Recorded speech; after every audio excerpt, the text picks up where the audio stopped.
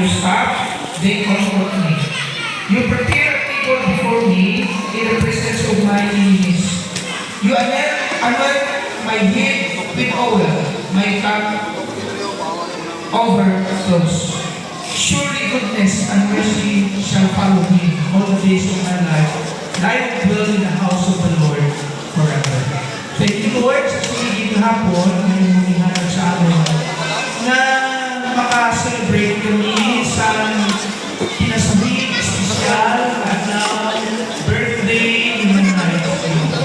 At kabatay ko noong kung ano ang iyang nalipay, mga kalipay namin, kung ikaw magtutong pag-maayos sa iyang kinasabing. Kasi sinila ko, Lord,